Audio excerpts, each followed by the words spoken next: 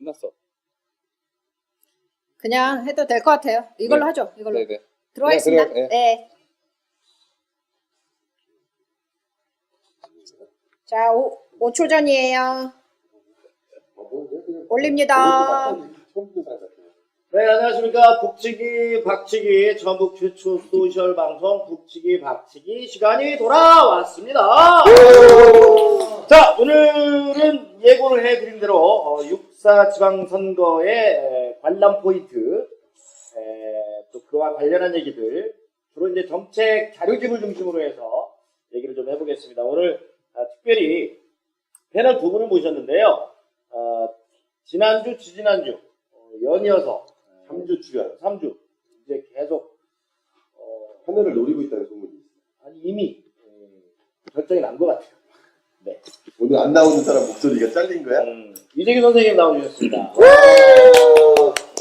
멘트 한번 해볼까요? 예, 해보시죠. 정치 여러분 안녕하십니까? 생방송 북치기 박치기 이재입니다. 준비된 멘트. 예전에 또 방송 실제 진행을 하셨었어요. 예. 자, 그리고 환경운동연합의 이상현 국장님 함께 하셨습니다. 예. 네. 이번 6.4 지방선거에서 심판력을 맡고 있습니다. 예. 시민사회 연대회 공동운영위원장 이정현입니다. 와. 운영위원장. 근데 심판이 별로 할 일이 없다고요. 예, 그렇습니다. 심판이 워낙 뭐 선거 자체가 깜깜한 선거고 그러다 보니까 심판이 별로 할 일이 없고 원사이드 게임이라. 예. 그런데 좀, 사실 경기도 좀 뺑뺑하고 뭐 이런 부분이 있어야지 경기 볼맛도 나는 건데 말이에요. 일단은 이번 선거는 네. 일단 예를 들면 뜨거운 관심을 끌고 있는 상황에서 또 관객들이 보고 있는 여러 가지 상황이었지 않습니까? 네. 선수들은 미리 일찌감치 뛰어든 상황이었는데 이제 중간에 이 규칙이 바뀐 겁니다. 그렇죠. 네, 게임 룰이 바뀌면서 사실은 선수들도 굉장히 혼란스러워하고 심판도. 네, 선수들이 이제 혼란스러워하고 심판들도 우왕좌왕하다 보니까 관객들이 재미가 없는 거죠. 그러다 보니까 관객들이 쫙 빠져나가는 그러면서 예전에 그냥 잘 나가던 사람들만 남아있는 이런 상태인 것 같습니다. 이게 좀 그래도 나름 그 전주시장은 박빙이라는 소문도 좀 있고 우린 또 그렇게 관심은 없는데 여기저기 전주시장은 좀 관심 박빙이라는 얘기도 있고 여전히 물결 치고 있는 오늘도 좀 물결 좀 치고. 그렇지. 엎치락 뒤치락까지는 아니지만 뭐 쫓고 쫓기는 추격전이 뭐 벌어진다고 했었고. 그러다 우리가 이제 또 선거법도 있고 한데 그런 얘기 하다가 또 잡혀가고 이러면 피곤하니까. 네가 대표로. 어찌됐든 좀 전에 그 이정현 국장님의 얘기처럼 처음에 어떤 새로운 정치를 기대를 하는 그런 열망들이 희석이 되더니 나중에는 그냥 확 섞여가지고. 그래서 참 김 빠지는 선거일 수도 있어요. 그러니까 이번에 사실은 이제 새정치가 내건 것 중에 하나가 공천권을 유권자에게 시민에게 돌려주겠다라고 하는 게 새정치였지 않습니까? 그래서 내걸었던 게 이제 무공천이었고. 그렇죠. 이 무공천이 저도 이제 기본적으로 정당주의자긴 합니다만 지금의 영호남에서 일당 독점 체제 그리고 그 한 사람이 모든 것들을 점유하고 있는 이러다 보니까 이제 이게 기득권 세력, 투호 세력들과 연관이 되면서 지역 발전을 좀 저해하고 있다. 지역의 민주주의를 방해하고 있다. 이런 이야기들이 많이 나와서 공천권을 돌려주겠다고 하면서 무공천했거든요. 근데 이번 무공천이 굉장히 처음 스타트는 좋았습니다. 왜냐하면 전주시장 선거만 놓고 보면 그때 당시 뛰었던 게 지금 나와 있는 뭐 김근수 후보, 그다음에 임정영 후보, 그다음에 김병수 후보, 조지훈 후보, 뭐 이런 분들이 사실은 지역사회 뭐 시민운동 출신도 있었고 지역의 의정활동들 열심히 하셨던 분들이 계셔가지고 그러니까 시민사회가 제안했던 의제들이 많이 있었잖아요. 예를 들어 굉장히 어려웠던 종합경기장 문제는 그냥 그렇죠. 한 방에 해결이 됐던 겁니다. 그렇죠. 후보자들이 다 한다고 했습니다. 그렇죠. 다 한다고. 그 다음에 전라가면 보건 문제가 두고 오는 약간의 의견이 있었습니다만 지금처럼 다 밀어버리고 근대문화에서 흔적도 없이 밀고 나서 선화당을 복원하는 것이 능사는 아니다라는 거에 다 합의를 했고요. 사무사단 FC 문제, 이 환경 생태적으로 문제가 있다. 이건 고밀도 개발하는 거고 이런 부분이다라고 해서 문제가 있었던 거니까 사실은 선미촌 문제까지 있는 거고요. 집착촌 선미촌 문제도 해결이 안 됐던 문제인데 사실은 시민사회가 그렇게 노력해도 진전을 잘 보이지 않았던 문제들이 후보자들이 이제 서로 경쟁적으로 정책을 제안하고 시민들을 바라보면서 그러니까 시민들을 바라보면서 공약을 만들다 보니까 그 공약들이 굉장히 다양해졌던 거죠. 그러다 보니까 이런 그 뜨거운 의제들에 대한 수용성이 시민사회의 의제 수용성이 굉장히 높아졌다. 그러면서 선거 분위기가 굉장히 좋았죠. 예를 들면 처음에는. 뛰는 후보자들은 정말 막 피가 말리겠지만. 하겠지만 저희들은 제안만 하면 다 받아들이는 거죠. 그러니까 거기다 이렇게 툭 던져도 툭툭툭 그렇죠. 보여주니까. 그리고 또 이런 기회를 또 시민사회 입장에서 또 살려야 되는 거죠. 예. 저희가 이번에 이제 전주시장만 보면 그 시민사회가 추천하는 좋은 공약 네. 38가지를 제안을 했는데 다행히 뭐 아주 좀 경쟁 구도에 있는 김승수 후보와 임정엽 후보가 서로 받겠다. 서로 우리는 시민사회와 함께 우리 의지를 같이 해왔다라고. 나눠주면 안 돼. 네. 열리기가 아니고 38개를 나누면 될 거야. 이게 뭐 시장에 고기도 아니고 상추도 아니고. 아이고, 그건 그냥 그냥 나눠 갔을 수 있잖아. 다 받아가기만 하면 됩니다. 한다라고 마음 되는 거고 저희가 얼마나 도울 용의가 있는데 그 언론에서 시민사회가 제안한 의제들을 서로 수용하겠다라고 하는 게 기사화가 될 정도로 경쟁 구도가 가는 장점은 그렇습니다. 재밌었단 말이에요. 예, 그렇죠. 그래서 근데 이제 어느 순간 이제 이게 공천으로 되돌아오고 전주 이외의 다른 선거들 최정치 후보가 곧 이제 경선 과정을 통해서 당선이다. 예, 확정된 곳은 이미 좀 그렇게 재미가 없어지는 이런 상황들 아마 오늘 공고문만 보더라도 그런 태들이 좀 많이 네. 나지 않을까. 지금 사실은 저희가 오늘 주로 할 얘기가 공보물에 나온 얘기들을 가지고 어떤 생각들을 가지고 어떤 공약들을 지금 우리들한테 얘기를 하는가를 좀 하나씩 뜯어보려고 합니다. 이제 그 전에 그 1년에 지나온 과정들을 보면서 금방 임 부장님 얘기처럼 이 얘기는 도저히 우리가 안 할 수가 없다라고 하는 지점이죠. 우리는 이번에 6.4 지방선거를 보면서 처음에 야 이거 완전 부패구나. 그 더러운 뷔페 말고 차린 거 많은 먹을 게 많은 뷔페인 줄 알았어요. 그 뷔페. 골라먹는 재미가 있는 뷔페인 줄 알았어요. 뷔페. 뷔페. 발음이 좀 아이고, 예. 그래가지고 뷔페인 줄 알았더니, 뷔페. 뷔페인 줄 알았더니, 좀 지나니까 양식은 빠져. 양기 그 좋다. 얘가 좋다. 좀 지나니까 이제 한식 중에서 골라. 한식중에 골라. 면류 빠져. 이런 거. 그렇지. 이렇게 돼버린 거죠. 동양사님은 제일 열받게 하는 건 아마 고기가 또 빠져나가는. 그렇죠. 슬프죠. 네. 슬프다니까. 그러면 맨날 먹던 밥과 김치. 네. 그것만 남은. 그래서 우리들의 입장, 우리들이라고 하는 것은 불특정 다수의 우리들입니다. 예. 우리들의 입장에서는 그냥 지금이라도 잘 비벼서 이렇게 맛나게 먹고 싶다라고 하는 생각은 듭니다. 근데 이제 비벼질 생각들이 있는지 그것은 이제 각자 알아서 판단을 몫이고요. 자, 그럼 이제 본격적으로 오늘의 메인 이야기로 들어가 보도록 하겠습니다. 일단 도지사 후보분들의 공약, 공보물 여러 가지 재밌는 것도 많네요. 과거 이력들도 있고 막. 그래서 차례차례 볼까요? 네, 한 분씩 보겠습니다. 그런데 이제 홍보물 보면은 저는 좀 아슬한 추억이 밀려옵니다. 예. 아니 뭐 출마 경험 이야기한 게 아니고 예. 제가 정치 광고 기획회사 했었어요. 그래서 이제 선거 시기에 홍보물 왜 제작을 리액션인데? 제가 뭐 뭐 기획사 앵글에서 말하자는 게 아니고 선거 때 뿌리는 그 숱한 좋은 말들, 공약들, 물론 이제 공약 현실성을 예전보다는 훨씬 정밀하게 따져볼 수 있는 그런 이제 비교치들이 생겼잖아요.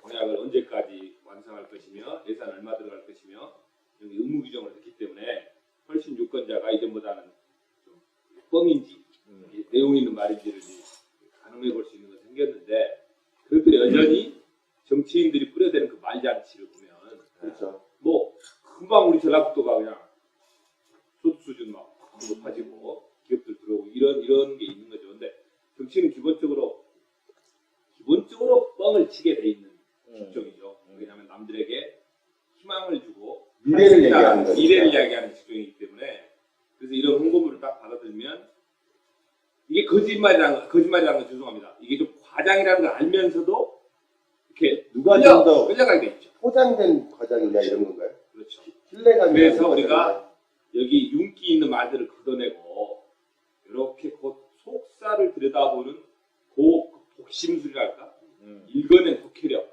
이런 게 중요한 것 같아요. 여기 좀 계신 분들 이정현 선생님 같은 경우 그런 걸 좀 잘 들여다볼 수 있기 때문에 그렇죠.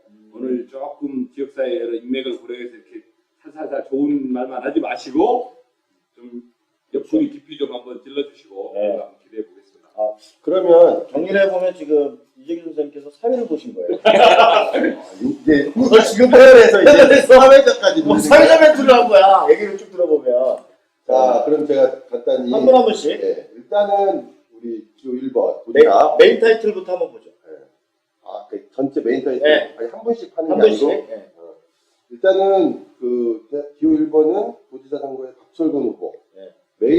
메인이 김대중 전 대통령님을 언급하셨네요. 네. 그러니까 좋아하시는 분 같고 보니까 우리는 이런 게 좋아. 재산이 얼마야? 8억이요? 8천이요? 업산 겁니다. 업단이죠.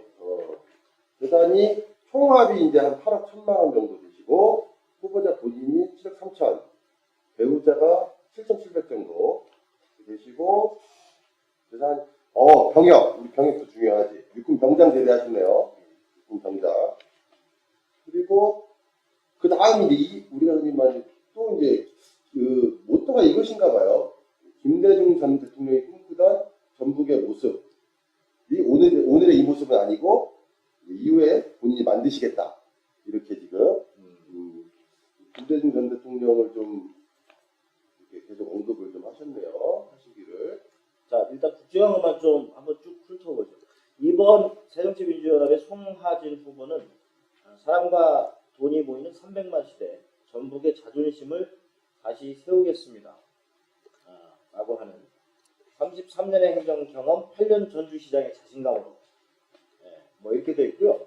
제가 지금 아까 아니 처음이고 제가 지금 얘기한 게 아까 말한 8억 1천만 원이 5년간 아니고 뭐야 이게 뭐야? 아니 천이고 이건 말씀하세요 그냥. 8,100만 원. 세금 납부야. 세금이고요. 이게 8,100만 원 세금 재산 납부. 상황은 그게 아니에요. 재산 상황은 2억 1천만 원 정도 됩니다. 2억 1천만 원. 예, 후보자는 그러네. 4억 3,600만 원 재산이 있는데 이렇게 배우자가 사업을 하신다. 배우자가 그 3억 2천만 원 정도의 빚이 있어요. 부채가 있어서. 예. 이게 누구 얘기냐면요. 지금 1번 박철근 후보 얘기입니다. 재산 상황이요. 우리가 이런 걸 나가본 적이 없어가지고 비다고 세금을 굉장히 많이 내셨네. 그래도 5년간 이 정도면 체납 내역이 없고 일단. 공직자이기 때문에 당연히 뭐 네. 체납이나 이런 거 있고. 자, 그리고 3번 후보는 통합진보당의 이광석 후보입니다. 농민도지사라고 하는 거를 표방을 하셨고요.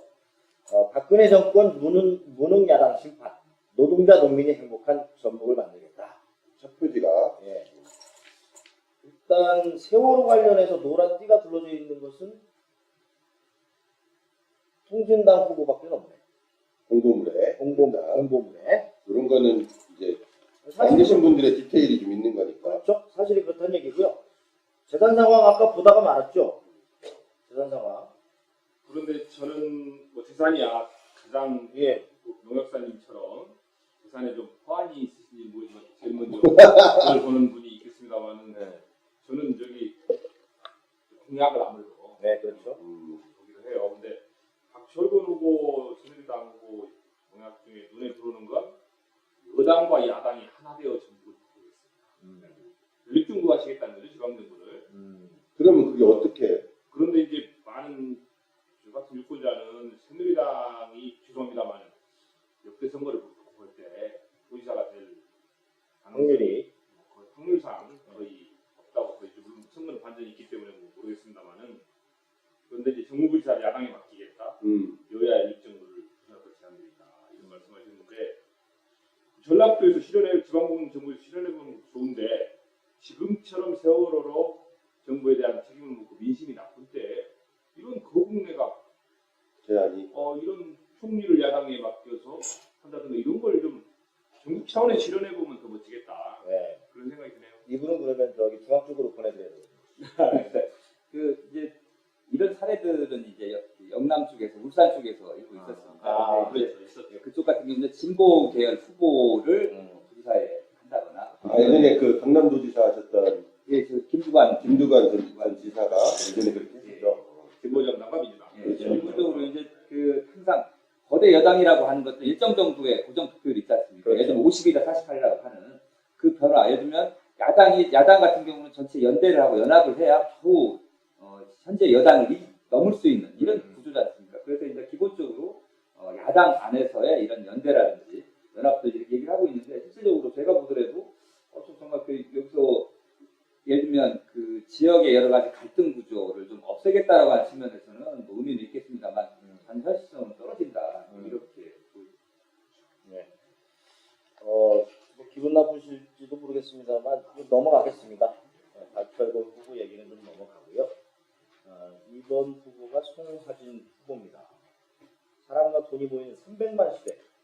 지금 김한주 전남도지사가 200만을 목표로 굉장히 새만금 못해서 여러 가지 부르짖었어요. 근데 끝내 못 채웠죠. 근데 지금 얼마죠? 지금 180만인가? 189만 정도. 네. 근데 여기다 대고 더 세게 나왔습니다. 300만. 그 300만 제가 전에 이렇게 그 예비 후보 시절에 이제 공약을 좀 지켜봤는데요. 공약이 2030년 300만 시대라고 되어 있습니다. 한번 계산을 한번 해보시죠. 그러니까 300만을 완성하는 시점이 2030년입니다. 예. 뭐 그외에 뭐 새만금 대우도시의 인구 뭐 이렇게 그다음에 뭐 전주와 통합하고 이렇게 또 인구 늘어나고 이런 계획들이 2030년 정도라고 보여집니다. 그럼 점점점 늘려서 2030년 정도에 300만을 목표로 하는 거군요. 예, 예. 근데 이제 이게 사실은 이 인구 300만이라고 하는 것 자체가 이게 하나의 지표지 않습니까? 그러니까 잘 사는 지표가 인구 증가로 사람들은 생각하는 거예요. 예, 예. 전주권도 100만 광역도시지 않습니까? 근데 이게 사실은 이게 토목 공약의 가장 대표적인 게 인구 증가거든요. 그렇죠. 왜냐하면 100만을 예를 들면 도시계획의 기본으로 100만을 설정을 해놓으면 거기에 맞춰가지고 도로를 만들게 되고요. 택지를 300만짜리 택지를 또 만들어내는 겁니다. 그래서 인구 계획을 과도하게 잡는다라는 건 뭐냐면 토목, 건축과 토목 사업들을 일으키면서 여기에 따른 도시 기반을 만들겠다라는 겁니다. 이게 예를 들면 과도하게 인구 잡아놓고 이런 토목 공사 많이 늘려놓고 여기에서 이제 문제가 생기면 나중에 나몰라라는 게 이제 소위 말해 토목과 건축 중심의 그 거품 경기라고 하면서 문제가 됐던 것들의 가장 대표적인 이제 출발점이 인구를 과도하게 산정하는 거거든요. 저는 그래서 이거 문제가 있다라고 봅니다. 그런데 이제 저희가 대학생 시절에 거리에서 시민들에게 250만 네, 원 맞아요. 했던 기억이 60만, 60만 전주 시민인가? 근데 그게 200만으로 한번 꺾어졌고 지금 200만도 실제로 못 된단 말이죠. 또 전반적인 한국의 인구 증가에도 볼 때 어디서 다른 경남이나 이런 데서 인구가 이쪽으로 유입되지 않으면 300만 자체 어렵고 물론 내가 보기에 새만금에 유입된 인구를 뭐 100만 정도 효과를 잡는 거죠 지금. 그래서 이제 200, 100, 300만 잡는 건데 300만은 저녁 10시 이후에 전체 소등 이런 걸 법으로 해서 옛날 어르신들이 그랬대. 밤에 할 일이 없었대야. 불은 없고 이렇게 되면 2030년이라면서요. 그 사이면 되지. 10시 이후에 소등해서 지금부터 여기 있는 분들이 좀 애를 쓰면 된다니까. 근데 일단 아까 이제 돈 얘기 계속 해야지 나는. 송하진 기호이고 송하진 도지사 후보의 재산 상황. 아까 좀 헷갈리면 안 되겠죠. 세금하고 재산하고 11억 8천 정도. 11억 8천 정도 되고요. 이제 납세액이 한 3,100만 원 정도. 뭐 체납액이나 뭐 이런 것들은 없고 이분도 육군 병장 만기제 됐네요. 그리고 차이점이 있다면 이 송하진 도지사 후보께서는 직계 비속은 그 재산고지를 거부하셨네요. 이건 뭐 거부할 수 있는 것도 권리니까 분명히 그러셨고, 그 다음에 공약을 좀 보니까 요즘 유행하는 그런 것 같아요. 저는 제 느낌에 1, 2, 3 같아요. 여기는 공약이. 그래서 관광객 1억 명, 소득 2배, 인구 300만. 라임을 좀 맞췄어. 그러다 보니까 300만이 잡힌 것 같아. 아 원래 한 0.5로 가려고 할 수 있었는데 2.5 정도로 갈 수 있었는데 여기까지 좋았어. 관광객 1억 명. 좋아. 소득 2배. 아주 좋아. 3을 뭘로 하지? 그래서 라임을 맞추다 보니까 가만히 있어봐. 3 뭘로 하냐? 5 인구 300만 가자. 아니 삼선도 괜찮잖아. 그러니까 지금 30년도라고 하면 근데 지금 이제 여기 그 인구 300만이라고 하면 우리가 이제 공약을 내걸게 되면 어떻게 구체적으로 실현할 것인가? 그런 부분이 나와 있는데 어디에서 어떻게 인구가 늘어나서 300만을 하겠다라는 내용은 현재 공약 자료집당으로는 찾아볼 수가 없습니다. 예. 공고문에는 참고로 말씀드리면 저희는 지금 선관위에서 공식적으로 배포한 공고물을 놓고 얘기를 하고 있습니다. 따끈따끈한 걸로 네. 우리 집에서 갖고 막 개봉했어. 여기서 개봉했어. 나도 못 봤는데. 네. 자, 그런 반면에 이광석 후보의 공고물은 단초라네요. 네. 2장짜리인가? 소박한데요. 소박해요. 재산 상황 보니까 4천만 원이 채 안 되시고 역시 그 농민 서민의 입장을 대변하는 후보 또 당이어서 그런지 정책 쪽을 보면요.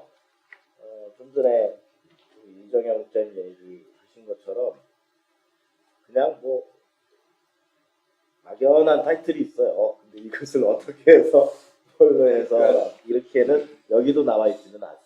일단 저희들이 좀 보면, 그러니까 진보 정당들, 예를 들면 사회 진보적이고 개혁적인 의제들 많이 담아냅니다. 일단 미래 가치도 많이 담아내고 시대 정신들도 많이 담아냅니다. 근데 이제 문제는 그러니까 지역성이 드러나 보이지 않는다라는 거죠. 그러니까 예를 들면 중앙당에서 제시하고 있는 공약 자료집의 내용들이 그대로 내려오는 경우. 그러니까 거시적인 아젠다를 그대로 여기다 그냥 예. 골라놓은 예. 지역 상황에 맞는 걸로 예.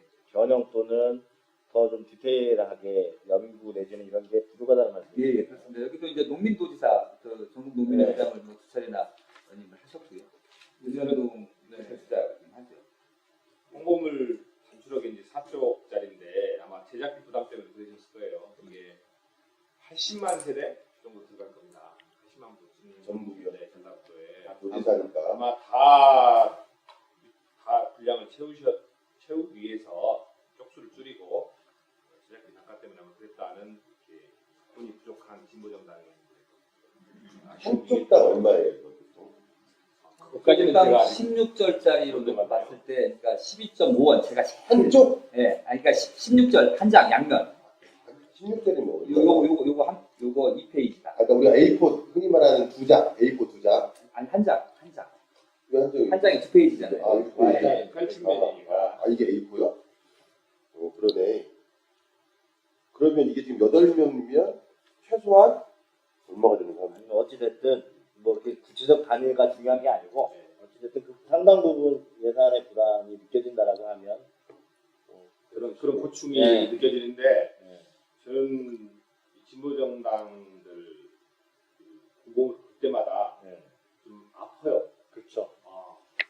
이왕이면 많은 평범한 사람 눈높이 감성에 맞게 좀 호소를 해주면 표가 좀 더 늘어날 텐데 여전히 어떤 운동, 선언, 길거리 정치를 방향이. 그대로 또 인용한단 말이죠. 그래서 차라리 이렇게 답답한 전북 선거, 특히 지지율이 높은 이 정당들이 보여주는 행태에 분노한 시민들이 있는 유권자가 있는데 네. 그 마음을 이른바 반사이익이라고 하죠. 네. 그런 마음을 좀 끌어안을 수 있는 좀 더 그 편안한 공약을 말랑말랑하게 만들라는 이야기가 아니라 더 현실감 있는, 그리고 후보를 내실 때도 농민 후보를 반대하지는 않습니다만은 좀 더 대중의 느낌이 올 수 있는 그런 후보분들을 시도의원, 단체장, 도지사 이렇게 좀 라인업을 만들어보는 그런 노력이 약하다. 여전히 길거리에서 우리들끼리만 외치는 어떤 그런 느낌, 굉장히 후보를 발표하다 아프다. 이번도 보면 그 박근혜 정권 노능야당 심판이라고 하는 그거 앞에서도 보이고요. 뒤에서도 심판이라고 얘기를 하는데, 그러니까 심판도 해야 될 땐 해야죠. 단죄하고 해야 되긴 하지만 어쨌든 선거라고 하는 건 일정 부분 자기 이야기를 하는 공간이거든요. 나는 이런 정책과 내용을 가지고 있으니 나를 지지해달라라는 거고, 그거를 가지고 예를 들면 유권자들은 우열을 가려야 되는 거거든요. 그렇죠. 내가 선호하는 가치 내지는 이 사람의 정책과 이 사람의 비교할 수 있도록 해야 되는데, 이게 이제 그 누군가를 심판하는 것을 통해서 거기에 대한 이익을 좀 얻으려고 하는 거 아닌가. 물론 그렇지는 않을 거라고 생각을 합니다만 그렇게 보여줄 수 있다는 측면에서 좀 아시고요. 도지사 이 부분들 좀 보면 이제 예비 후보 시절부터 좀 보면 박철근 새누리당 후보 같은 경우는 뭐 일각한간에서는 원래 성남 이재명 시장의 대항마로서 새누리당의 이 진보적이고 개혁적인 이미지로 한번 이재명과 붙어보겠다라고 하려고 했는데 하마평. 네, 내려왔다 이렇게 얘기를 하는데, 뭐 어제 페이스북 보니까 시장에서 노점상 아주머니 손을 잡고 눈물을 흘리는 모습을 좀 보여주고요. 어쨌든 그 아까 그 연합을 한번 해보자. 연합 정부 지방 거구를 내가 해보자. 예, 예. 고 뭐 이런 것들도 좀 신선하기도 하고 그런데 어쨌든 이분들도 서울에서 있던 분들이잖아요. 서울에서 있던 분들 고향이라고 하는 연구 하나 쓰고 이제 낙하산 타고 내려오신 분들인데 그러니까 지역 계획 없었습니다. 왜냐하면 예비부 시절에 저희들이 언론사하고 하는 정책 평가를 하는데 공약을 내오지 않으셨습니다. 그때까지 정보가 없었고요. 그다음에 송하진 후보 같은 경우는 이제 시장을 그만두고 예비후보로 오랫동안 뛰었습니다. 그리고 8년 정도 그 시장으로 활동을 해서 좀 아쉬웠던 부분들이 이 정도 되면 뭐 공약 자료집 정도 예비후보부터 낼 수 있거든요. 좀 냈으면 좋겠다라고 생각을 했는데 예. 책으로 파는 거예요. 그렇습니다. 근데 그 경선 시기까지 그 뭐 블로그라든지 이런 데 들어가 보거나 받아본 것들 보면 공약 양이 좀 많지가 않습니다. 그리고 8년간 시장했고 도백 나간다고 하시는 분들의 공약 자료집이 부족했다는 느낌이었고요.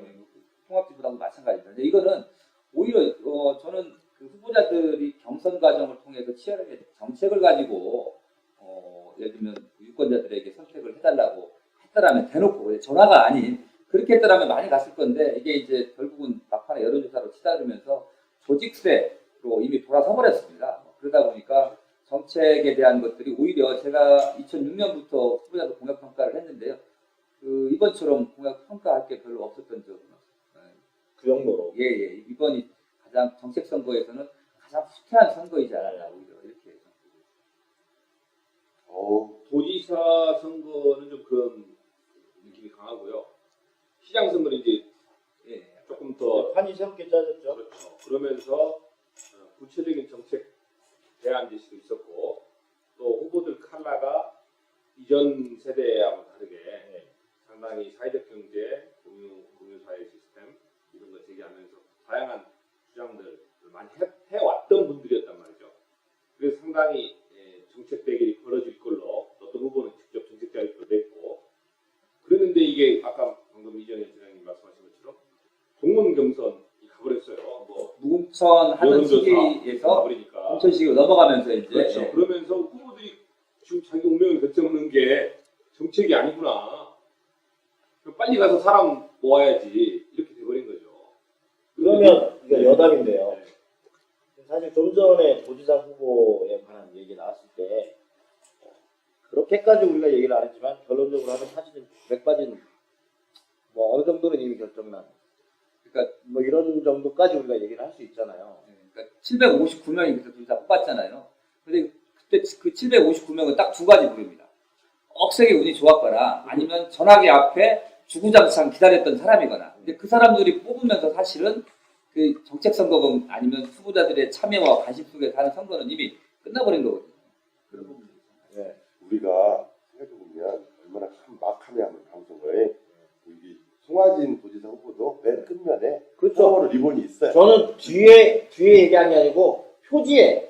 그런 식으로 넘어갈게요? 아니 나 그렇게 얘기했어. 표지에. 어떻게 얘기했어? 돌려봐?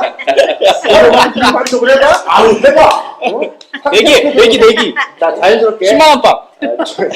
팟캐스트에 들어보면 표지에라고 저는 분명히 얘기했고 아까 얘기를 하다가 조금 많았는데 우리 전주시장 쪽으로 넘어가기 전에 그냥 솔직하게 한번 듣고 싶어서 여쭙는 건데 그러면 이정현 국장님 우리 이번에 선거하지 말을까요? 투표하지 말을까요? 투표 해야죠. 어디다 해야 될까요? 뭐 지금부터 아직 선거 기간이 뭐 한 열흘 정도 남아 있지 않습니까? 그러니까 지금부터라도 어떤 후보를 뽑을 건가 사실은 뭐 이렇게 얘기한 저도 하나마나한 얘기 같습니다만 지금 상황에서라도 몇 가지 안 되는 후보 이 후보는 이게 예를 들면 어떤 후보가 좋은가를 두고 평가할 수도 있는 거고요.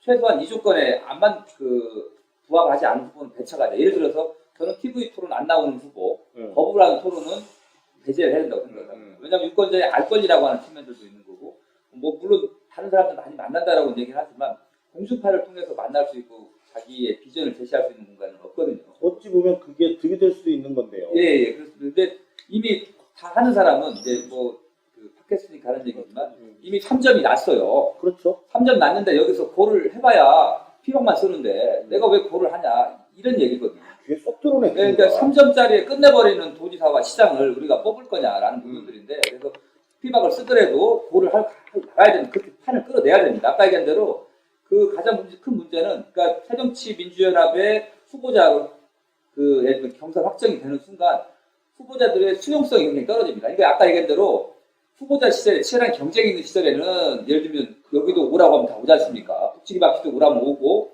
시민사회가 내려오는 동향도 꽃이었어. 예, 그렇죠. 근데 지금 후보자로 확정되는 순간 그 정책을 낸다거나 질의를 한다거나 하면 답변이 오지 않습니다. 아무튼 이런 상황이기 때문에 그렇게 할 수 있도록 후보에 끌어내야 되거든요. 저는 첫 번째 그래도 TV 토를 안 보는 사람은 안 된다라는 이런 기준들 하나 정도는 몇 가지 있어야 되잖아요. 기준을 놓고 예. 기준에 그러니까 천내기를 시작하면 된다 이거죠. 안 저는, 좋은 걸 예. 촉과내면서 내 선택지 후보자를 고르는 것도 방법이다. 예. 좀 더 그 확장을 시켜보면 좀 전에 얘기한 것처럼 좀 맥이 많이 빠진다. 뭐 이런 얘기들 주변에서 많이 하시는데 그럼에도 불구하고 투표를 한다라고 했을 때는 어떤 기준들을 가지고 후보들을 볼 것이냐라고 하는 지점에서 이재경 국장님 같은 경우는 좀 전에 얘기를 해주신 것 같아요. 하나만 더 말씀드리면, 네. 그러니까 또 한 가지는 정책 자료집이 있느냐 없느냐를 판단했으면 좋겠습니다. 정책 자료집 자료집 예, 공범은 아닙니다. 예, 예. 이렇게 서점에서 파는, 이제 우리가 영국의 매니페스토 운동 얘기하지 않습니까? 그래서 뭐 유권자의 한 절반 정도가 정책 공약집을 사서 보고 돈 주고 사는 겁니다. 그래서 나에게 유리한 공약, 우리를 위한 공약이 있는지 없는지 판단을 해서 찍지 않습니까? 그리고 그 책이 값을 판매한 금액이 선거 운동비로 들어가는 거고. 근데 그 정도까지는 아니지만 우리도 그 조지훈 후보가 굉장히 두툼한 정책 자료집을 만들어냈습니다. 굉장히 이번 정책 선거로 만들어가는 데 있어서 큰 역할을 했다고 보고 있고요. 그다음에 이제 교육감 후보, 뭐 조지훈 후보가 10,000원인데 김승환 교육감 후보도 1,000원짜리 좀 얕긴 합니다만 정책 자료를 내긴 했습니다. 근데 어쨌든 정책 자료집을 내서 자신의 정책들을 알려내는 거지 않습니까? 이게 사실은 공약 이행하기가 쉽지 않거든요. 그러니까 두 분밖에 없어요. 현재로서는 이번 예로는. 그러니까 제가 알고 있는 건 지금 2명이고 아마 그 예비 후보 기간에는 어려서 못 냈다. 그래서 지금 내겠다라고 한 후보도 아마 있을지도 모르겠습니다. 근데 현재까지 예, 제가 알고 있는 건 그렇고요. 아마 그래서 그 청취자들은 혹시 한번 확인을 한번 해보신다 있으시면 혹시 지금 바로 저희 그 페이지에다가 댓글로 달아주셔도 되고요. 근데 이건 전반적인 선거 시스템의 문제이기도 해요. 지금 일정 득표 이상 되면 이제 선거 보조를 해주잖아요. 공영제이기 때문에. 그런데 이제 온전한 공영제는 아니죠. 물론 이제 후보 난입을 막기 위해서 리스크를 주고 기타금도 자기가 얼마 안 되면 이제 아예 보전 못 받아든지 쪽박 차는 그 그런 걸 득표율에 하는데, 따라서죠. 그렇죠. 정당 이제 의석 배분도 그렇게 하지만 보존 금액이 그렇게 있단 말이죠. 그런데 저는 특히 진보 정당들이나 정치 경험이 없는 시민들이 도전하기 굉장히 어려운 이 선거 시스템. 반대로 그게 또 벽이죠. 그리고 이제 어느 하나의 유력 정당이 거의 독식하고 있는 우리 지역 같은 경우는 정당에 줄을 내고 정당 내에서 동원 경쟁력이 없으면 좋은 후보가 결코 살아남지 못해요. 이번에 경선을 통과한 분들이 뭐 다 동원 경쟁에서만 이긴 분이라고 생각 않지만 보면은 자기가 좋은 뜻이 있어요. 정치를 하겠다고. 정책에 대한 거 고민을 많이 했어. 아이디어도 있고. 그런데 그걸 가지고 자료집을 내려고 할 때 뭐 실비가 부족해서는 아니라고 봐요.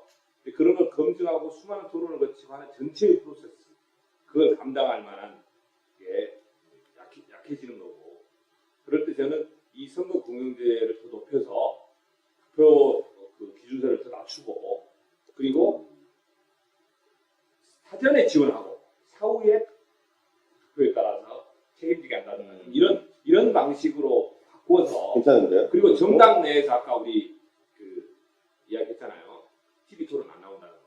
정당 경선에서도 그게 안 되거든요. 그걸 강제해야 됩니다. 정당 내부 규정으로 경선에서 그러니까 정당 내부 경선에도 안 나와도 특별한 그 안 되게 페널티가 없는 없죠. 페널티가 없죠. 근데 페널티를 엄격해주고 이 본선거에서도 그렇게 유권자의 알 권리를 침해하는 후보에 대해서는 선관위가 적극적으로 공지하고 그런 거 좋잖아. 이렇게 사퇴 당락에 영향을 줄 정도로 강력한 페널티. 그렇죠. 그러니까 페널티를 TV 토론 안 나오면 득표율에 마이너스 10% 까기.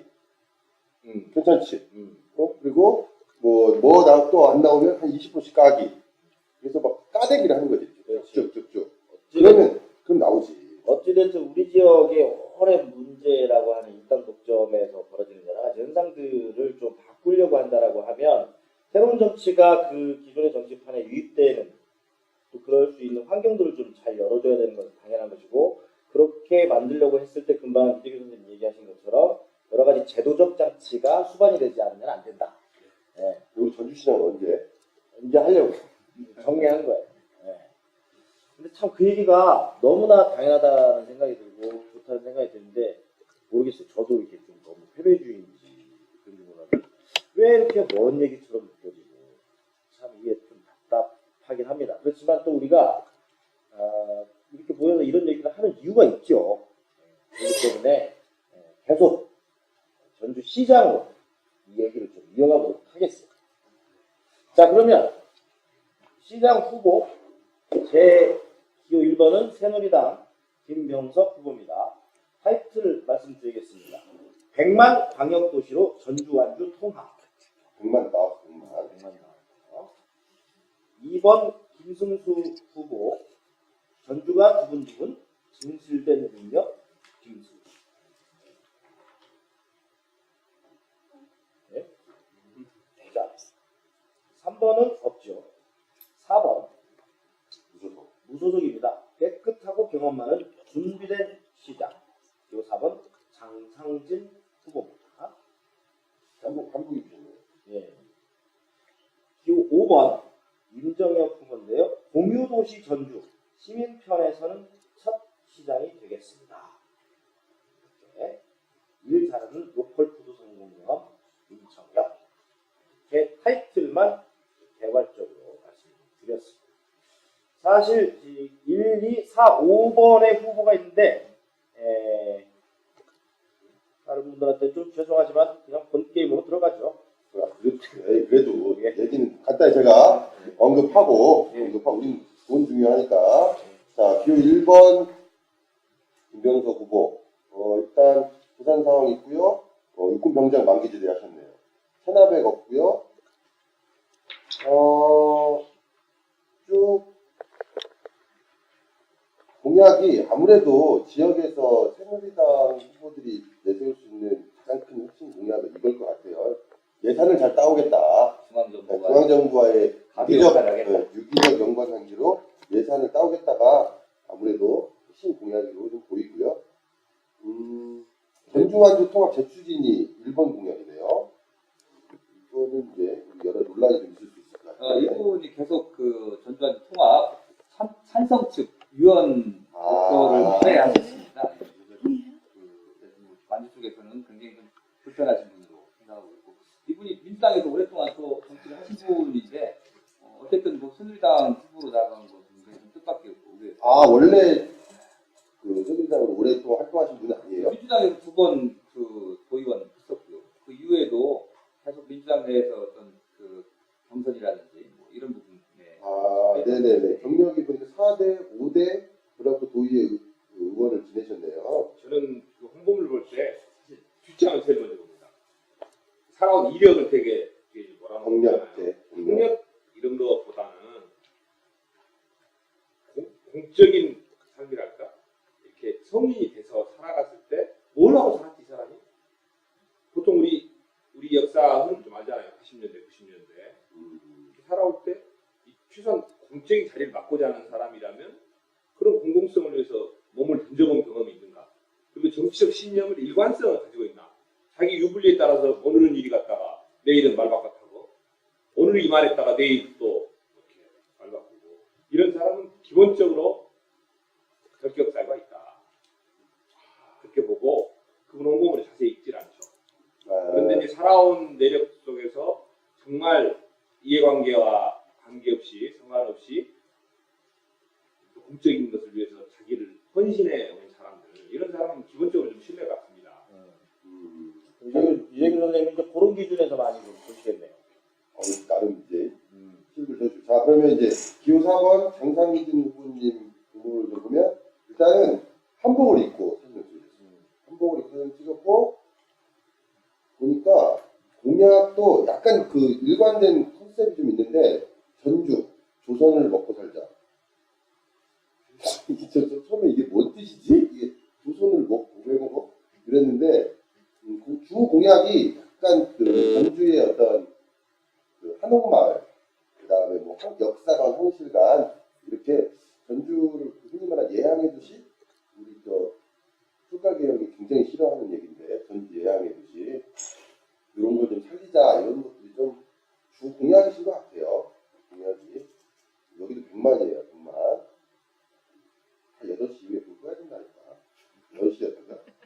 조선 상징도시, 구도심 재생 뭐 이렇게 좀 있으시고 뒷마무리도 한복을 멋있게 입으시고 찍으신 사진이네요. 네. 자, 그러면 기호 2번과 기호 5번 윤정혁 후보에 관한 얘기를 좀 해보도록 하겠습니다. 일단 임 후보의 이 공보집에서 상대 후보를 약간 얼굴 빤히 묻었는데 대놓고 한번 찾아보세요. 숨은 그림처럼. 수분 그림 찾기 네. 있어. 두근두근? 이런 식으로 해놨어요. 근데 저 좀 약간 그 총평을 좀 하면 공보물이 그 공보물은 이 기호 5번 쪽이 세련돼 보여요. 저 첫 표지도 감사합니다. 시사 잡지 같았고 느낌이 시사 잡지고 기호 이제 2번 김준수 후보 쪽은 일관된 지금 계속 예비 후보부터 나오는 이게 제가 알기로 이게 그 사무소 벽부에도 붙어 있는 플랜카드로 보이는데 갔다 갔다 하는 거 보니까 좀 그렇고 재밌는 건 이 여기 공보물에 사진 넣는 것도 중요하잖아요. 이것도 전달하는 거잖아. 그러면 이모 후보님 사진 다 재밌어 하는 건 그 박원순 시장하고 같이 찍은 사진도 있고요. 공보물에. 그다음에 제가 더 재밌었던 건 그 송하진 시장과 같이 이렇게 컷이 걸린 시장도 있어요. 사진이. 사진이. 저런 거 보면서 이건 좀 약간 이 만드시는 분들이 많은 생각을 하면서 만들었다. 이거 보면서 이렇게 들고 근데 그 얘기에 붙여서 또 얘기를 한 것이 뭐냐면 이 후보 쪽에서 얘기한 게 지방 권력 독점 16년의 사지를 끊겠다. 그렇죠. 16년 전에 누구였었는데?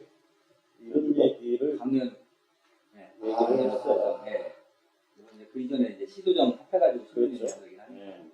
그 사진에는 또 얇게 그렇게 같이 찍은 사진이 들어가 있다라는 얘기. 그러니까 그런 일이 재밌고 김승수 후보 쪽 사진을 보면 확실히 이 감성 코드가 있어요. 그래서 전반적 사진이 나오는데 시장에서 시민들하고 어묵 같은데 이거? 어묵 드시는데? 그 다음에 이제 시민들하고 함께 찍은 사진 문화면은 그런 무대에서 어떤 무대 연출자와 이렇게 정말 깊게 좌담을 하는 듯한 사진이 있고 이렇게 사진이 좀 이렇게 좀 대비가 좀 돼요, 확실히. 그리고 분명한 각 그 후보나 캠프의 색깔이 확실히 드러나는 색깔이고 지향이기도 하고 그리고 장점이기도 하고. 전문가들이 굉장히 구심해서 일반적인 흘러가는 뭐 이런 공공인 것 같아요.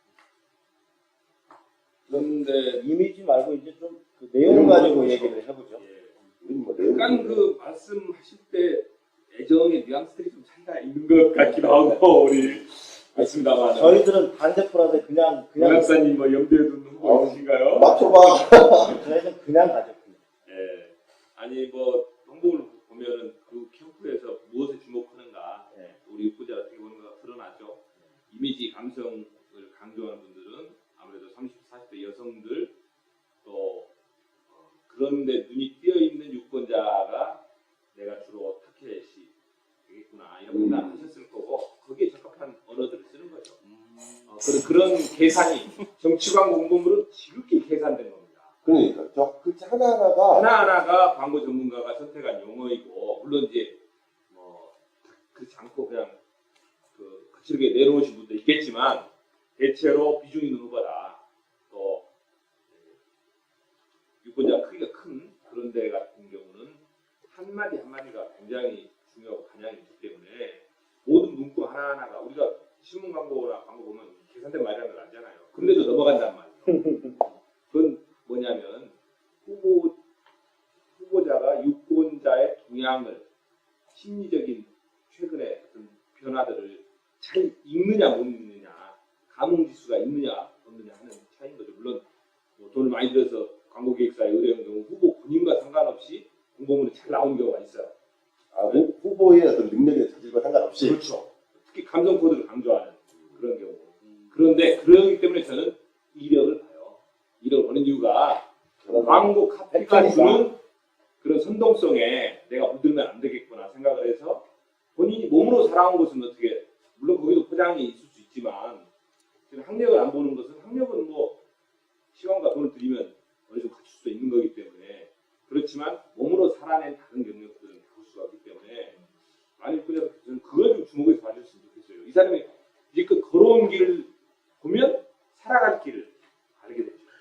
근데 이 걸어온 길 보시면 아시겠지만 후보자마다 경력이 20가지가 넘거든요. 기본적으로 예, 그래요. 그리고 그리고 어디 위원, 회원 이런 정도가 도대체 이 사람들의 이력을 알 수 있을까, 믿을 수 있을까라고 하는 부분들이 좀 있어가지고 오히려 굉장히 좀 혼란스러운 부분들도 좀 있는 것 같아요. 무슨 위원이 많은 분은 저는 좀 가급적 그것도 배제해야 또, 된다 네. 생각합니다. 왜냐하면 그 신미안이 있으신 거죠. 단체를 많이 걸치고 있는 분들 그런 분들은 이제 자기가 좀 약한 거죠 내공이.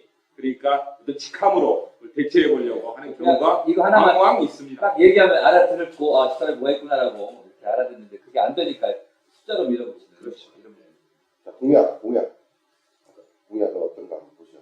네, 어쨌든 임 후보 쪽에서는 지난 16년간의 차별화를 가장 일성으로 두고 나온 것 같아요. 지난 16년 동안 당신들은 만족하느냐? 내가 바꿔보겠다. 라고 하면서 10가지 희망 공약을 세웠습니다.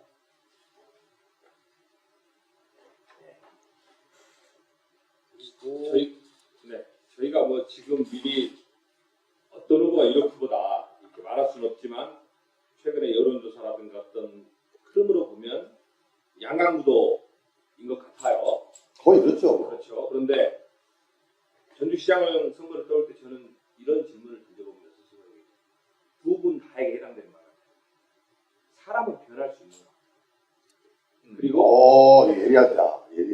그 사람을 볼 때 앞으로 우리가 어떤 믿어야 시장으로 선택하는 거잖아요. 그런데 두 후보를 보면 오래된 기존 정치에서 성장들을 했어요. 두 분 다. 그렇죠. 그러니까 우리가 요만큼의 우리 전북 지역 사회를 만드는 내 책임이 있는 분들이에요. 그리고 또 동시에 그 변화, 그 속에서 어떤 변화의 단초를 또 끌어내신 분들이기도 해요. 그래서 이제 시중에 이렇게 언더에서 이루어지는 인물평이 사실 무섭거든요. 바닥님 지금 그렇죠. 어떤 후보?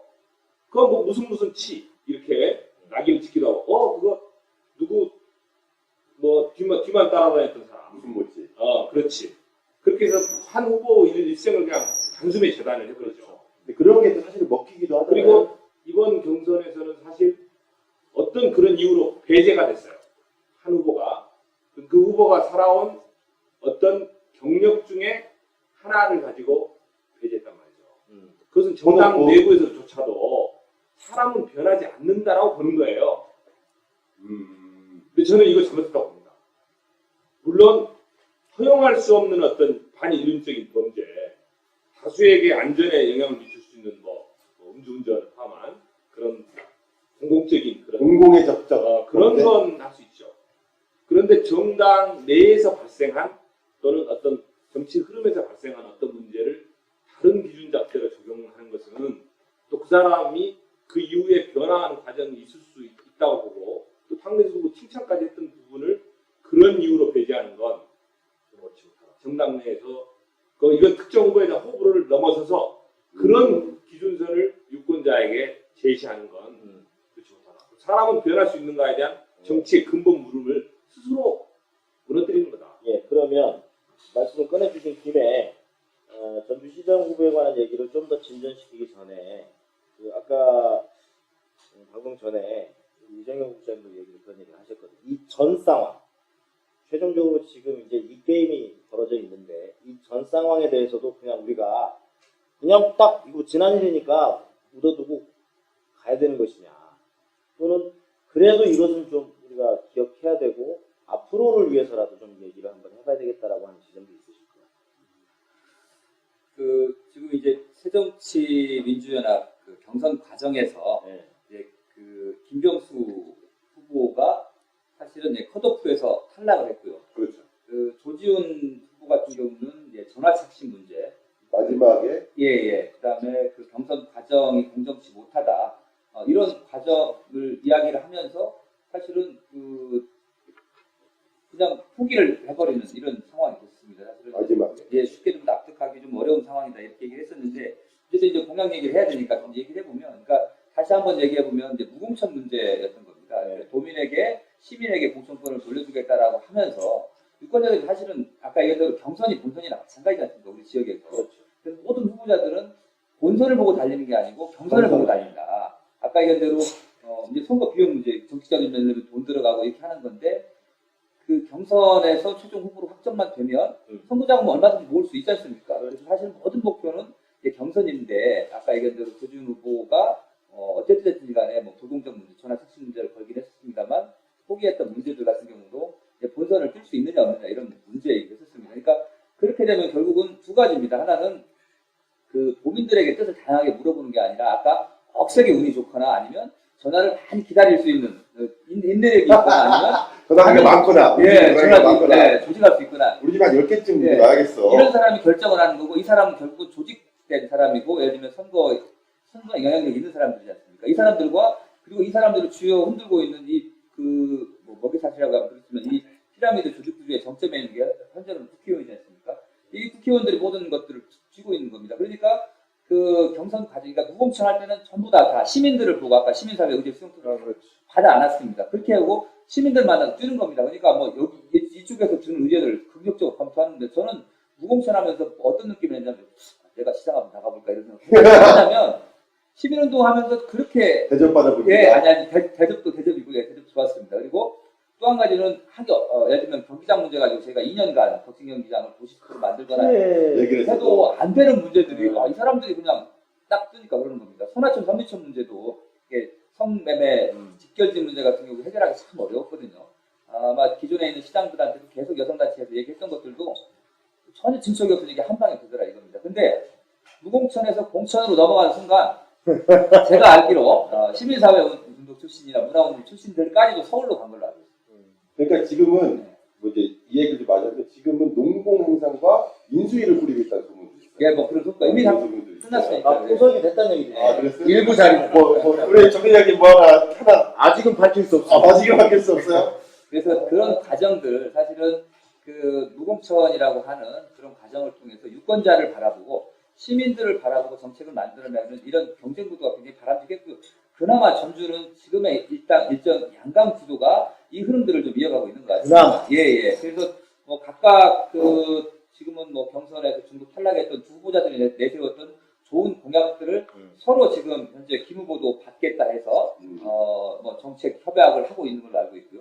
이 후보 측으로도 기존에 예를 들면 탈락했던 후보들이 정책들이 많이 가고 있는 것 같아서 사실은 이 정책만 내용만 보고는 물론 이제 세세하게 들어가게 보면 이게 이제 실현이 가능한지 이게 지금 구호성인지 이런 부분들은 가릴 수는 있습니다. 그런데 이게 이제 어떤 후보에게는 어떤 부분이 좀 장점일 수 있고 좀 단점일 수 있는 부분이 있는데 전체적으로 놓고 보면 일단 공약의 질이라든지 내용은 상당히 예전 선거에 굉장히 높아졌다 이런 생각이 듭니다. 그래서 뭐 제가 보기에는 그 이 두 후보 중에 누가 되든지 간에 두 후보가 사실은 협약을 했으면 좋겠다.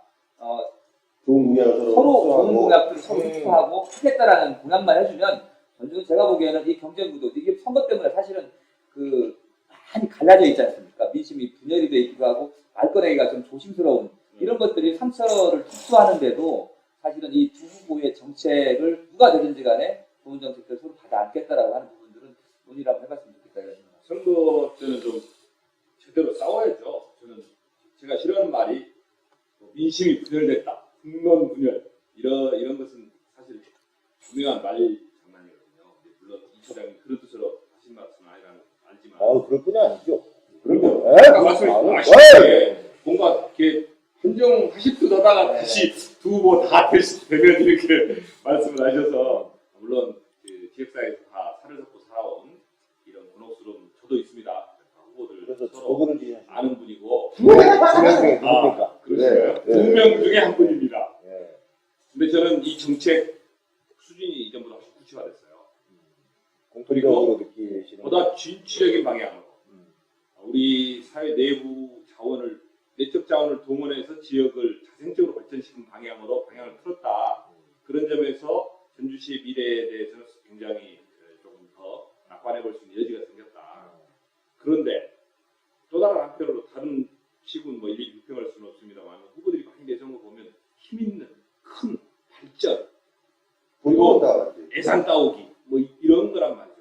그래서 우리 지역 전체의 운명을 우리 스스로의 힘을 가지고 변화시켜 볼 수 있는 그런 대안들을 모색하는 노력들이 사실 정당 차원에서 그걸 해야 돼요. 그런데 지금 우리 민주연합을 포함한 유력 정당들의 한계가 그 정당 내에서 그렇게 대안 시스템을 후보들에게 교양시키고 그런 경쟁을 불러일으키고 그리고 정정당당한 경쟁을 할 수 있도록 정당 내에 공천 시스템을 만들고 근데 그것이 안 되니까 선거 때마다 누구를 바꿔가면서 완전 동원 경선을 몰아가지고 정당 내에서 이미 지지가 분열되어 있어요.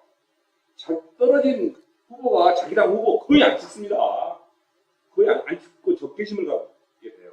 저는 잘 모르는 그런 일들이 벌어지면서 당의 기초들이 무너지죠. 그게 한계일까요? 나태일까요? 그게 다. 근데 가끔은 그런 걸 뭐 우리 그 흔히 말하는 국민성 얘기한다는 얘기 있잖아요. 지방선거를 보면서 이것에 대한 근본적인 성찰과 대안을 만들지 않으면 지금 우리는 나와 있는 후보라는 결과물만 갖고 선택을 고민하고 있잖아요. 그 상황이 그럴 수밖에 없는 거예요. 그 후보라는 상품이 만들어지는 과정 전체를 혁신시키지 않으면 앞으로 더 악화된 상황에서 고민이 될 겁니다. 근데 투표는 안 할 수는 없잖아요. 그렇죠. 해야죠. 저는 뭐 제 이름 쓰고 제가 그냥 부담스럽게 생각을 하고 있어요. 아니, 좋은 후보 훈련하고 또 출마하십시오. 어차피 하는 거 그래도 보지사부터 쭉 하고 내 이름 쓰고 그냥 찍고 이름 써드려요? 도의원 단약 비례는 없었다고. 네. 이거 아니 괜찮아요. 전혀 문제 안 됩니다. 이게 상대 후보에 대한 비난, 그렇지. 루머 이런 얘기만 안 하시면 공부물이 없어. 공부물. 근데 거기. 지금 방송 시간이 얼마 안 남은 것 같은데 그 이야기 해볼 필요가 있을 것 같아요. 이렇게 답답한 선거인데 그러면 가까운 친구들에게 또 저 스스로도 유권자 하는 사람으로서 어떻게 찍어야 되지? 그렇죠. 마음에 드는 사람이 어떤 데는 있기도 하고 어떤 데는 없기도 하고 어떤 데는 그냥 투표를 찢어버리고 싶은 선거구도 있을 거고 사람에 따라 그럴 때 그러면 나는 나의 생각을 어떻게 표현해야 구체적인 결과가 나오지? 그런 고민들이 있을 것 같아요. 잠깐만 말씀을 듣겠습니다. 워낙에 지금 중요한 얘기를 하고 계셔서 일부러 한번 퍼즐을 잡은 건데요. 사실은 오늘 우리가 이 방송을 하는 이유가 바로 그거예요. 이런 상황에서 6월 4일 날 선거를 한다, 투표를 한다. 그럼 과연 우리들은 어떻게 해야 될 것이냐 라고 하는 지점이거든요. 네. 지금 그 얘기를 변론사만을 지금 해주시는 것 같아서 다시 한번 환기를 시키고 좀 물어보도록 하겠습니다. 하세요. 각자. 예, 뭐 아까 저는 그 새정치 민주연합이라고 하는 우리 지역에서 했던 일당 독점 지배 구조를 가지고 있던 정당의 문제가 크다고 생각을 합니다. 일단 사실은 이제 책임져야 됩니다. 그러니까 경선 과정에서 사실은 이제 후보자들을 걸러내는 역할을 해주는 게 경선이잖아요. 그래서 그 예를 들면 이 사람이 살아온 길, 그 다음에 이 사람이 가지고 있는 비전, 정책 이런 부분들을 최소한 그 유권자들에게 우회를 가질 수 있도록 해줘야 되는데 그 기능은 이미 상실해버리고 오히려 아까 얘기한 대로 여론에 의한 일부 여론에 의한 조직선거로 갔던 이런 부분인데 저는 그래서 일단 우리 지역에서 어떤 정당의 다양성이 확보되지 않으면 이 문제는 계속 반복될 것이다. 그래서 결국 우리는 다양한 선택지를 갖게 되지 못하는 문제가 있거든요. 그래서 저는 어떤 형태로든지 간에 그 우리 지역에서 새정치 민주연합을 지어야 저는 그게 오히려 새누리당이 일정 정도 지분을 가져서 경쟁 구도를 갖는 게 한 사람이 끌고 가는 것보다 낫다라고 생각을 합니다. 한 사람의 지혜로운 사람보다는 여러 사람이 어렵더라도 그 지혜를 모아낸 지혜가 더 훨씬 값진 거라고 생각합니다. 흔히 충청도 예를 들잖아요. 구멍스럽게 한 번은 이쪽 줬다가 이쪽 줬다 길을 들이고 의문스럽게. 정치적 시리에 관한 문제인데 괜찮은데? 저는 어쨌든 뭐 그 통합진보당이든 뭐 정의당이든 물론 이제 그 군소야당이라고 표현하지만 녹색당 얘기하셔야 돼요. 예, 그렇죠. 예, 시대적 흐름, 시대 정신을 반영하고 있는 정당들이 있습니다. 이게 예를 들면 우리가 무상 논쟁 문제가 사실은 2006년 지방선거에서만 해도 급진 좌파 이렇게 이야기했던 것들이 지금은 뭐 무상 보편적이에요. 예, 보편적 복지 이런 것이 너무나 당연하게 돼 있는 것처럼 시대 정신을 담아내는 정당들 그리고 최소한 새정치민주연합이 지금 뭐 한 60에서 70%의 독점적 구조를 가지는 걸 깨야 됩니다. 저는 50% 아래로 낮춰야 된다고 생각합니다. 그래서 나머지 정당들이 힘을 점유율. 예예예. 녹색당이라든지 노동당이라든지 정의당이라든지 이런 정당에 좀 많이 투표를 좀 해주셨으면 좋겠다 이런 생각이 들고요. 그다음에 아까 첫 번째 얘기 나온 TV 토론회라든지 이런 거 해야 되는데요. 아까 그 얘기를 했으니까 저는 지역 언론의 책임이 크다고 생각을 합니다. 언론이 뭡니까? 지역의 공론회장을 만들어내는 거라는 얘기잖아요. 근데 지역에 뭐 10개가 넘는 신문사와 공중파와 케이블 그 방송이 있습니다. 근데 언론들이 사실은 후보자들을 자기 방송의 토론회에 끌어내는데 경쟁을 했던 걸로 알고 있습니다. 근데 이제 이 이유를 들어가지고 후보자들 거부하거든요. 사전에 약속된 게 있었다 이렇게 얘기를 하는데 선관위에서 하는 방송은 질문지가 나갑니다. 공식 질문. 예, 공식 질문 나가고 이제 그 상호 토론만 남아 있는데 일반 방송에서는 보통 그 패널들도 쓰고 하는 토론회들이 있거든요. 이렇게 해야 좀 날카로워지는 거고 또 이런 과정을 통해 후보자 우려를 밝힐 수 있어요. 그렇죠. 저는 그래서 지금 이제 열흘 남았지만 제가 보기에는 지역에 있는 그 신문사들의 편집국장과 그 다음에 뭐 방송의 보도국장들이 좀 모여가지고 어떻게 하면 우리가 언론의 재기능을 하면서 유권자들의 알 권리를 도울 건가? 저는 그래서 언론사들이 주관하는 저 연합으로 주관하고 여기에 필요하다면 뭐 심판보는 시민사회도 끼라고 하면 끼겠습니다. 이렇게 해서 후보자 대토론회 한번 적어도 도지사와 시장 정도는 열었으면 좋겠다. 그렇게 하고 그거를 여기도 북치기 박치기 현장 중계 나가는 겁니다. 그래서 계속 나가가지고 시켜주고 방송이 와요. 예, 그렇죠. 그러니까 공간은 열어놓되 지면이면 지면, 뭐 팟캐스트면 팟캐스트, 뭐 이렇게 해가지고 다 열어놓고 거기서 한판 해봤으면 좋겠다라는 해서 전체가 한 장에 예, 하나 있고요. 그 다음에 이제 정책자료 좀 아까 저는 이렇게 책자로 발간해서 하는데 비용 들어가잖아요. 이거 아니더라도 요즘 이렇게 인터넷에 올릴 수 있잖아요. 그렇죠. PDF 파일로 파일로 올릴 수 있는 거고. 예, 형식은 다양합니다. 이렇게라도 올려내는 후보들을 찾아보자라는 겁니다. 의지만 있으면 사실 네. PDF 파일로 그 선거에 그 많은 문자와 이런 거 보내는 것만큼 우리 PDF 정책공약이 나왔으니까 예. 다운받아 주십시오. 뭐 이렇게 해서 문자를 보낼 수 있는 거니까. 그 다음에 이제 마지막 하나만 말씀드리면 이제 저희가 시민사회나 직능단체들이 질의를 많이 하잖아요. 예를 들면 팟캐스트 여기 북치기 박치기에서도 어떻게 하면 우리 지역에서 이런 소셜 이런 방송들을 저희 드는 것만 관심. 예, 그러니까 그런 여건들을 좀 만들어 달라거나 요구할 수 있거든요. 뭐 이런 부분들인데요. 각 단체들이 문화단체면 문화단체, 뭐 노동조합이면 노동조합, 뭐 비정규직이면 비정규직, 아이들이면 아니 학생들까지 우리가 원하는 공약들을 저는 지금이라도 예를 들면 각 후보들에게 후보들에게 제안을 해야 되고 물어봐야 됩니다. 물어봐가지고 그 예를 들면 동그라미 대답을 하느냐 안 하느냐. 예, 이걸 받아서 판단을 해야 된다. 무조건 사실은 지금쯤이면 줄 수밖에 없겠죠 답변을. 직능단체가 그렇죠. 예. 근데 이제 지금은 새정치연합 거의 당선이 문제이 확정되기가 그리고 있으니까. 안 할 수 있는데 그러면 그 사람 찍지 말아야죠. 왜 찍습니까? 그런 사람들. 네. 그렇게 했으면 좋겠고 아까 시민사회단체 같은 경우는 뭐 저희도 그런 작업 할 예정입니다만 좋은 공약들을 좀 내서 채택을 할 수 있도록. 그러니까 전에는 시민사회도 이렇게 문제 제기하지 않습니까? 평가를 가져가지고 지금도 저희가 뭐 물어보면 이거 언제 발표하려고 그럽니까? 이렇게 얘기하고 있는데 그런 발표도 중요하지만 가능하면 그 좋은 공약들을 수용할 수 있도록 이거를 채택해 주십시오라고 하고 정정이 포지티브하게 이렇게 건네는 것도 좀 좋은 방법일 것 같습니다. 네. 좋은 말씀을 많이 해주셨는데 좀 정리를 하겠습니다. 우리 이정현 국장님의 얘기 크게 보면 공천으로 넘어가면서부터 이제 정책 선거는 실종이 됐는데 그래도 지금이라도 우리가 할 수 있는 방법들은 이러이러한 방법들이 있다. 또 그리고 우리가 가질 수 있는 기준은 또 이러이러한 것들이 있다라고 정리를 좀 해주신 것 같아요. 예. 자, 오늘 또 여러 가지 좋은 말씀 많이 해주셨는데요.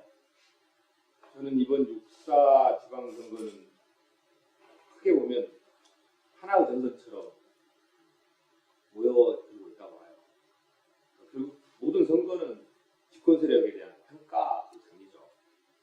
지역별로 이제 집권 세력이 지방선거는 다를 수 있겠죠. 오랫동안 권력을 쥐고 정책을 어떻게 펴서 우리 내 삶을 어떻게 변화시켰지, 망쳤는지 살렸는지 평가하고 권력을 더 쥐어줄 것인지 욕해할 것인지 결정한단 말이죠. 저는 지방선거가 지방정부들의 연합이기도 하지만 결국 중앙 권력에 대한 지지 여부를 판단하는 선거라고 봐요. 이번 선거는 새누리 참사에서 드러난 그런 민심의 분노를 제대로 표현해야 된다. 투표해야 된다. 기본이 그렇고요. 그러면서 전국적으로 자기 후보들이 다 다르잖아요.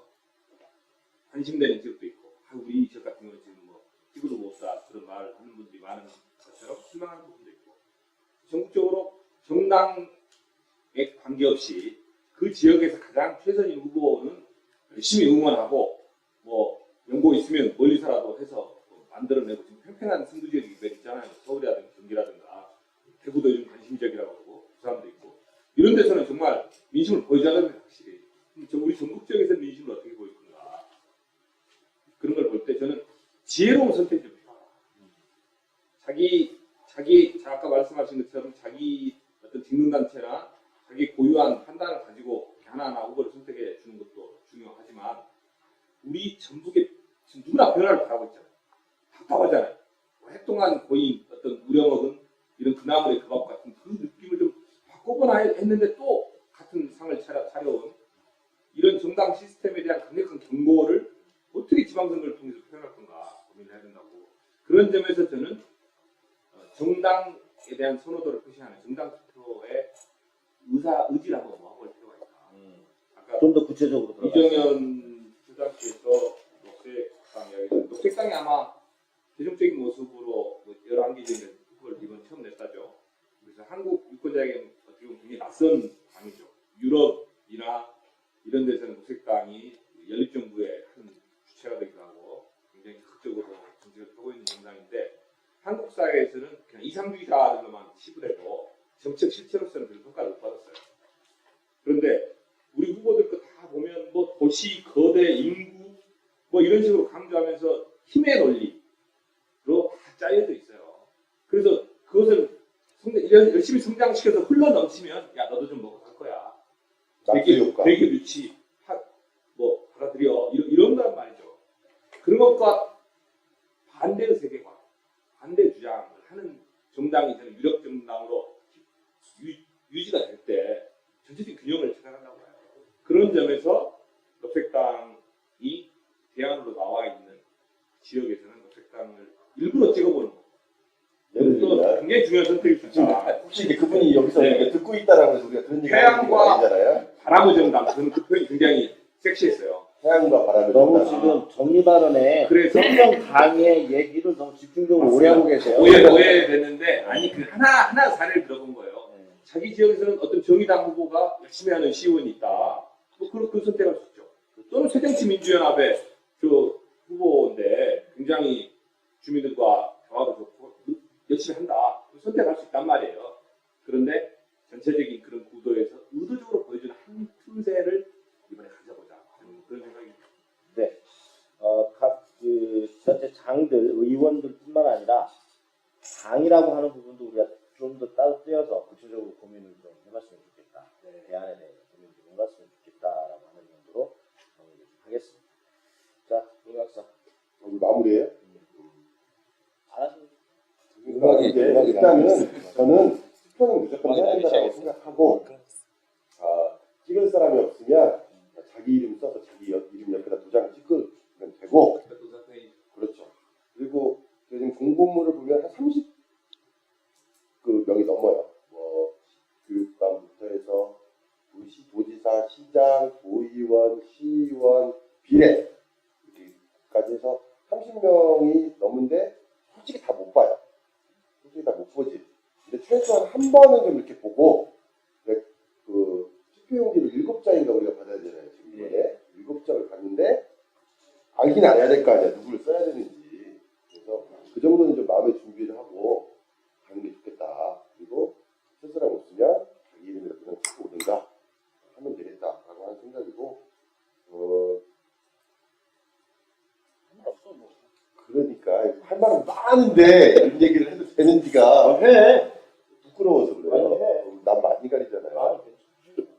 그리고 우리가 보니까 이 선거 난 싫어. 부끄러워서 못하겠다. 이건 형이 해. 뭐? 사전투표에 대해서 공지를 했어요. 뭐가 여기가 공지하는 프로그램도 아니고. 귀찮구나. 저 이정국 부장 마이크를 안 노려놓는 것이 뭐 저 하고 싶은 얘기 있어서 그러신 거예요? 아니 뭐 그렇진 않고요. 아까 그 뭐 녹색당이나 정의당, 노동당 네. 이런 약한 사람들일수록 연대를 해야 되거든요. 근데 지역 정치에서 음. 민주당이 너무 과점을 하고 있기 때문에 이런 약한 정당들이 연대를 했으면 좋겠는데 그 연대 출발은 지역의 지역성을 기반으로 좀 했으면 좋겠다. 그러니까 더 크게 보면 이제 지역 정당이 좀 우리 만들어져야 되지 부산처럼 않겠습니까? 느껴지지만. 예, 그 얼마든지 가능하고요. 오히려 지역에서 정말 그 성실하게 땀 흘려 일하고 있는 분들도 지역 사회를 어떻게든 바꿔보겠다라고 노력하시는 분들이 많이 계십니다. 이 북치기 박치기도 그런 중요한 거점이라고 생각을 하고. 저희는 저희 뜻 생각만 좀. 예, 이런 분들이 좀 더 좀 지역을 중심으로 좀 사고하고 좀 만들었고 우리가 낼 수 있다. 녹색당이나 정의당이나 노동당 작은 수긴 하지만 정말 행복하게 선거운동 재밌게 하고 있거든요. 근데 그게 이제 물량에서 늘 밀린다는 것이 한계들인데 그들도 승리할 수 있다. 약한 자들도 연대하면 뭔가 큰 바람을 만들어낼 수 있다. 뭐 네. 이렇게 예, 오늘 뭐 여러 가지 좋은 말씀들 감사드리고 고민의 지점은 별반 다르지 않구나라고 하는 걸 새삼스럽게 느꼈고 또 그렇기 때문에 우리가 어떤 선택들을 해야 될 것인가에 대해서도 아마 이 방송 들으시는 분들은 또 새롭게 참고가 되시는 분들도 많이 계셨을 거라고 생각이 듭니다. 저는 개인적으로 오늘 쭉 얘기를 들어보면서요, 좀 처음에는 사실 시작하기 전에 좀 한숨이 많이 쉬어졌어요. 지금의 아까 말씀드린 것처럼 비프인 줄 알았더니 그냥 단품들이 나와가지고 별로 이렇게 땡기는 게 없다라고 하는 생각이 먼저 들어서 답답했었는데 오히려 얘기해가는 과정 속에서 이렇게 또 저렇게 생각의 틀이라든지 기준이라든지를 내가 어떻게 설정하느냐에 따라서 충분히 내 의사 표현을 가치 있게 할 수 있겠다라고 하는 생각이 좀 더 들었습니다. 아마 들으시는 분들도 마찬가지였을 거라 생각이 들고요. 글쎄요, 정말로 할 얘기가 정말 많은데 못다한 얘기들, 여기서 결론이 뭐 나거나 그러지는 않겠습니다만은 못다한 얘기들이 있다라고 하면 언제든지 저희가 그 페이지라든지 이런 걸 통해서 여러분들의 의견을 받도록 하겠고요. 계속 메모 들어오는데요. 교육감 선거 얘기 왜 하냐고. 교육감 선거요. 다음 주가 며칠이죠? 요거는 방송 끝나고 저희가 따로 마음이 느끼는 대로. 네. 결정된 건 아직 없기 때문에. 자, 오늘 순서는 여기서 마무리하도록 하겠습니다. 함께 해주신 여러분들 정말 감사드립니다. 수고하셨습니다. 감사합니다. 한참 있다 걸. 식당에 뒤바퀴 도 한 달? 한 달이 아니고 아직 말이 없네. 1분? 내가 사실 뭔 얘기 하려고 그러면 쓰실 분 없으면 다 제 이름으로 쓰세요. 내가 왠지 내가 왠지 처 맞을까봐. 내가 자기 이름 쓰라고 할 것 같은데 나 그 얘기 하려다가 내가 쓰실 분 없으면 사전 투표까지 해서 제 이름 쓰세요. 좀. 내가 왠지 저 형 자기 이름 쓰라고 하는 거 아니야? 내가 속으로 10개만 만들어 봅시다. 10개만. 내가 저 형 자기 이름 쓰라고 할 것 같은데 했는데 역시나 10개만 만들어 봅시다. 10개 만들면 뭐 할 건데? 공약? 저희 우리 모피디 나온 사진은 저희 그 괜찮아요. 수상권으로 저희를 메인으로 찍었어요. 여러 이유. 이분 좀 간것 같긴 한데. 일단 끝. 근데 뭐 아까 대부분 조심스럽지. 그냥 다 아는 사람. 네, 알고 시장 시에서 많이 맡기고 있어요. 근데 그 얘기도 해보고 싶었고 사실은 그 조지훈 후보가 공약 받았고 이제 지지선언까지 했는데 아까 오늘 그거는 우리 재야 정치평론가 정대전 원장께서